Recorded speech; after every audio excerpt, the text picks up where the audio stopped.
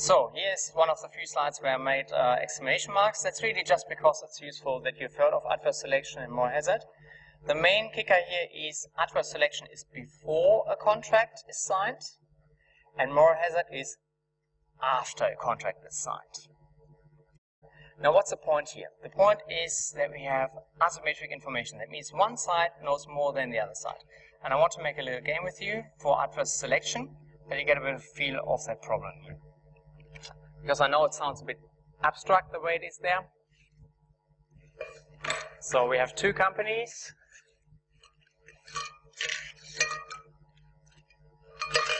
They look on the outside pretty much the same. But one company has between $10 and $11 as future cash flow, and the other company has $5 or $6 as future cash flow. Yeah. Which one is this?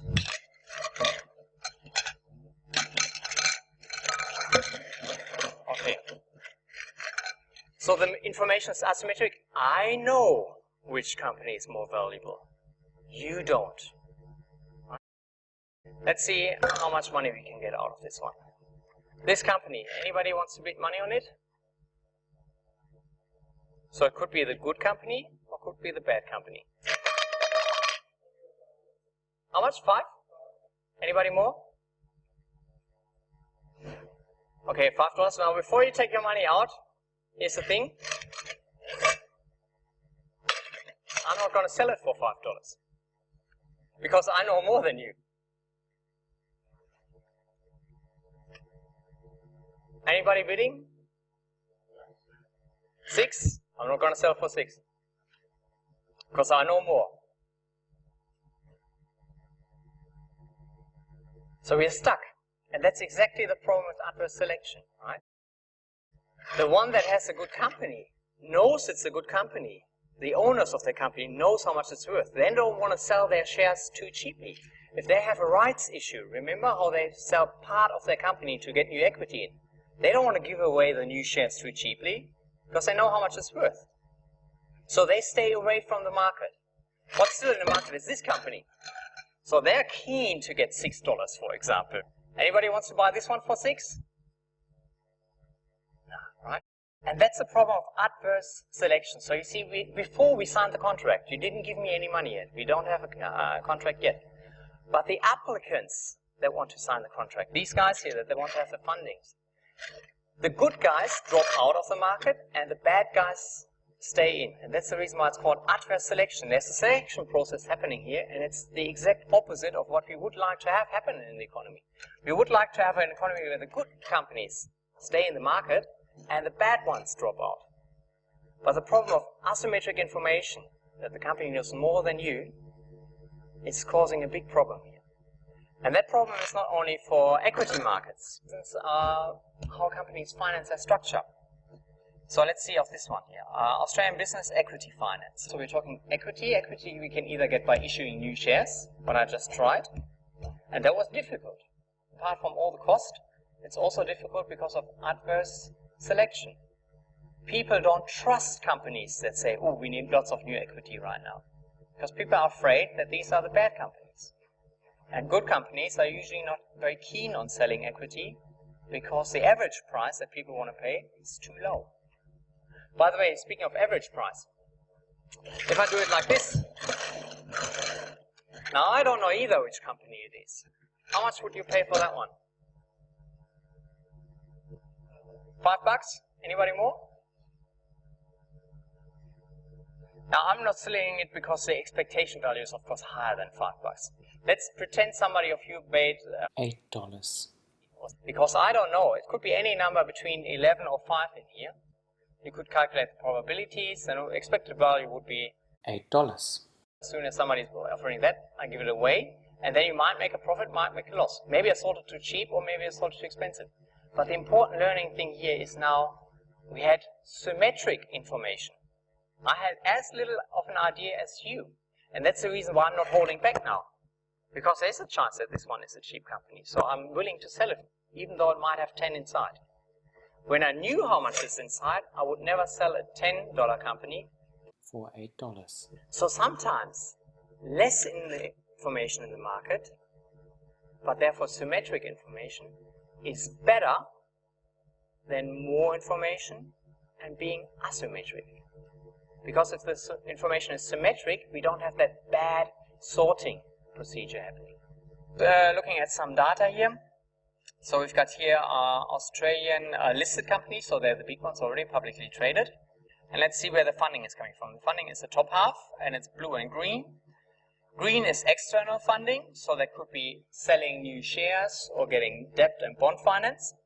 And turquoise blue is internal funding, so that's basically just retained earnings. And what you can see here is companies by large use internal funding.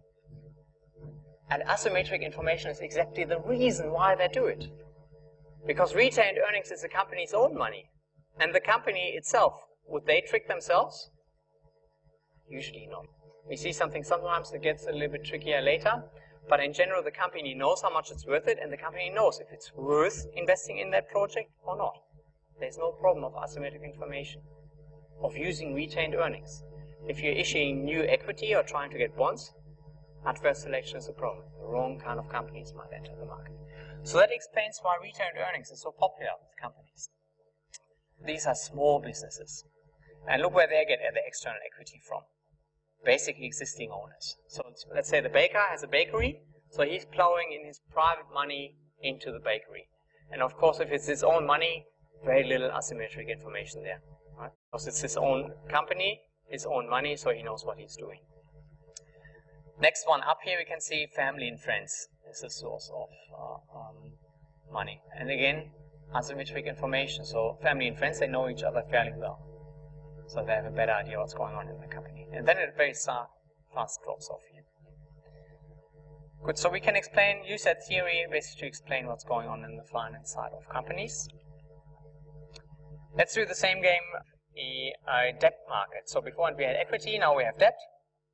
And we have two different companies, good and bad again. We don't know which one is which. One has a rate of return of 6% projects, and the other one has a 50-50 chance of 0% and 16%.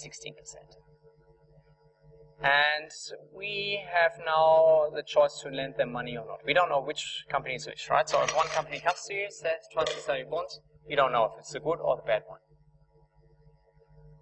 And I want to link that up with what's happening with interest rates over time. Let's say, for example, if the interest rate is 4%, would both companies apply to get a loan, or only one?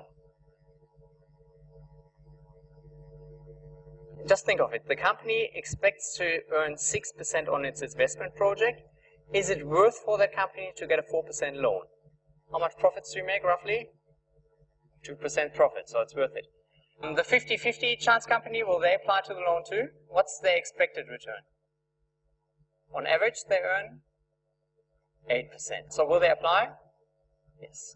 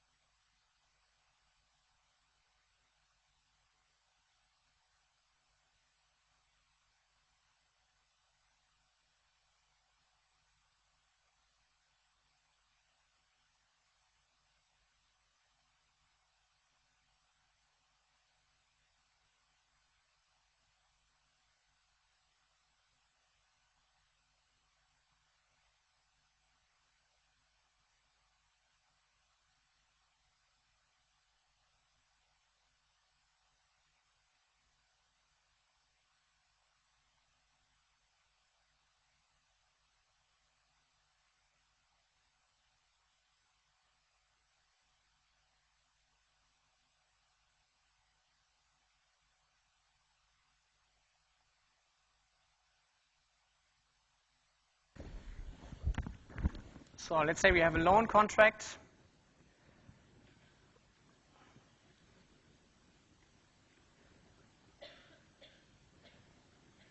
5%. So the bank makes an advertisement, we give out loans at 5%. First we have to figure out who's applying. Good firms are applying, and the bad firms are also interested in the loan. And because I said there is 50% good firms, 50% bad firms, that basically means in our loan portfolio, we've got as many good firms as we've got bad firms. So there's both in the loan portfolio. Let's start from here. So 50% is good firms, 50% bad or risky firms. Next step is we have to figure out, are they going to repay our loan? So the good firms, we know that they're earning 6%. So can they repay a 5% loan? Yes. That means here we're getting guaranteed 5%. So on half of our portfolio, we're getting a 5% interest rate return on the contract and actual as well. For the bad ones, it's slightly different because the bad ones are now split 50-50 chance that things go good or bad.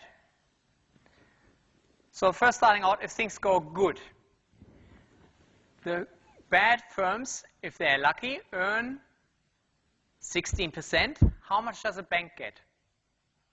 5, not 16, right? Because I saw several people like to calculate 8% on average. 8% is for the firm, not from the bank's perspective. There's a 50% chance that the bank is getting repaid the 5% interest. And if the firm is earning 0% interest, we said they can still repay the loan itself, but they can't pay any interest now. So in that case here, it would be 0% interest for the bank. And now if we put all these things together, half of the portfolio is earning 5%. The other half of the portfolio is earning on average 2.5%, which brings us to basically 7.5%, because it's half of the portfolio divided by 2. Means on average the bank is earning 3.75%.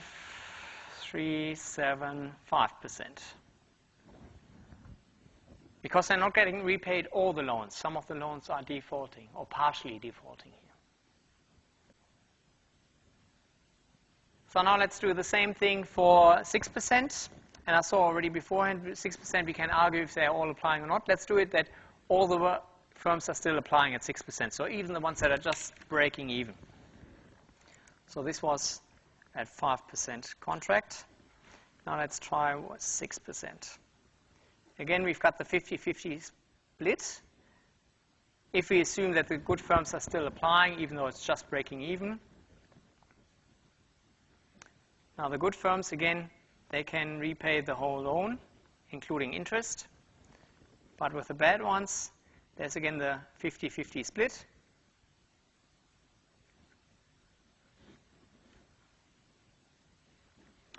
And again, if the bad firm has bad luck, they get 0% return and they can't repay the interest. So it's 0% return here.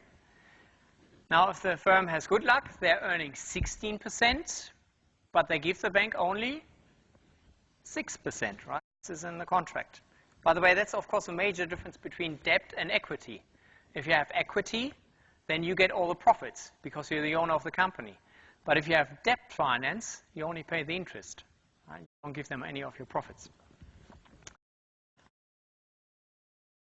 Here on average we get 3% out of that part of the portfolio, means 6 plus 3 divided by 2, 4.5%. So that's much better for the bank, right? The bank is happy to crank up interest.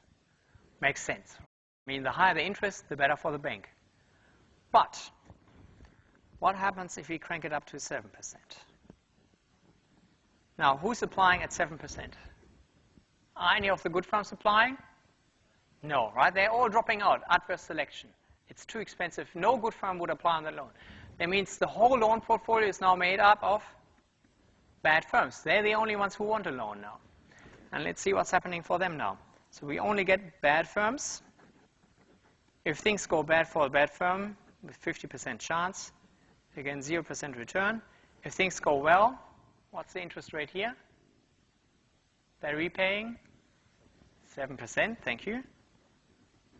That means on average now, So let's see what happened here.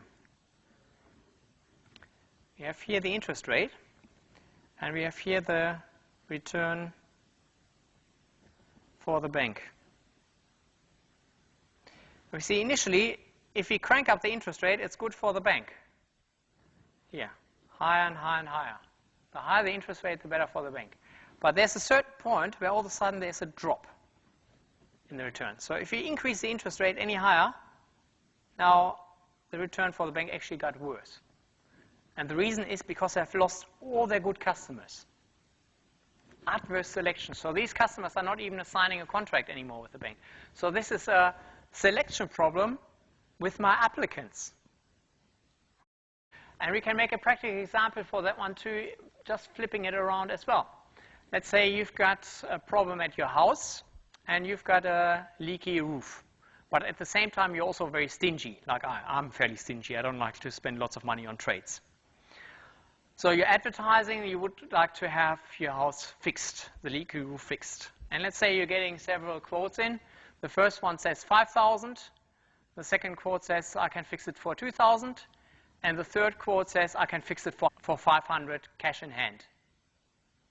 Which one do you choose? And what might be the risk? So we don't know anything more about the tradies, right? They could be all good, they could be all bad. But what's the chance if you choose the one for 500 cash in hand? Is he most likely one of the good guys that does the job really thoroughly? Or is he maybe a dodgy guy that just pockets your money, puts some rubber on the house roof, and then runs away?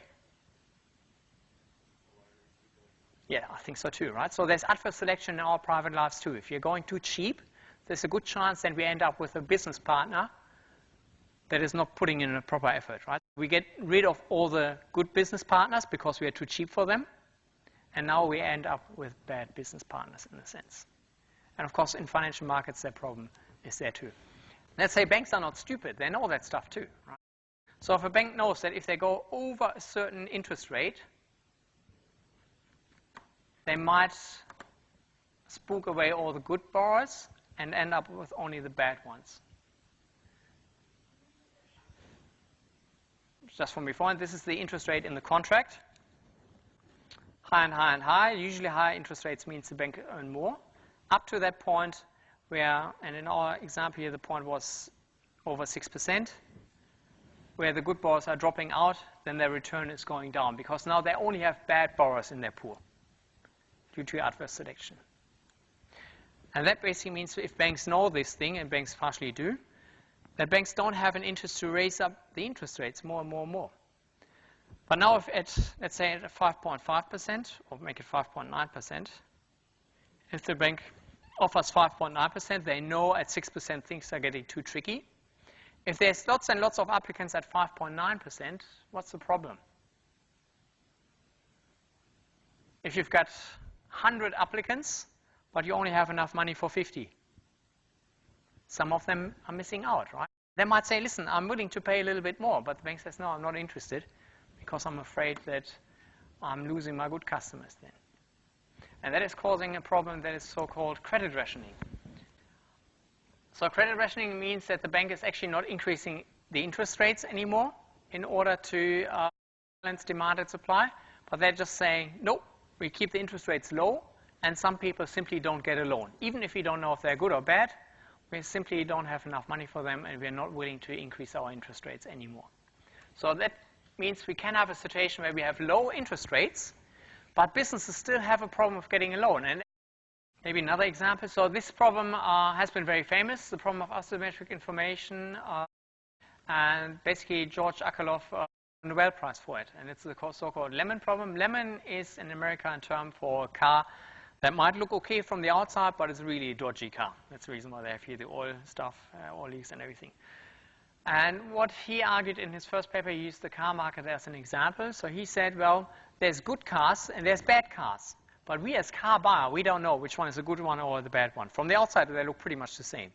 You don't know if the engine is worn already, if it lost horsepower, or if it's dripping oil, or if it has problems starting in the wet. Hard to judge. The seller, of course, knows that the car might be dodgy or that the car might be very good. So you as a buyer are offering basically an average price. Let's make up some numbers. So let's say a dodgy car is 6,000, a good car of the same type is 10,000. So on average, if there's 50-50 chance that it's good or dodgy, you would offer $8,000 for a car. Now $8,000, is that attractive for somebody that has a top car? Would he sell it for 8? No. Somebody that has a dodgy car, would he be happy to get 8,000 for it? Yes. So in that market, you get lots of dodgy cars on offer, hardly any good cars. And that means the average quality of the car is going down. Now there's only dodgy cars. And once the buyers are realizing that, instead of saying the average is 8,000, now they're saying, well, the average is maybe closer to 6,000. Which makes the problem, of course, even worse, because for 6,000, for sure there's nobody interested in selling their top car now. So that's the lemon problem. We've got exactly the same problem with corporate bonds, you can argue as well. So if we don't have enough information about good and bad companies, for bad companies, these contracts are attractive. For good companies, not so much. And that is causing a problem, especially if you use market finance. So for us as private people, figuring out if it's a good or bad company, pretty much impossible. Financial intermediaries, they have a hard time with that one too, just as in my example before. But they have certain techniques where they can judge it a little bit better.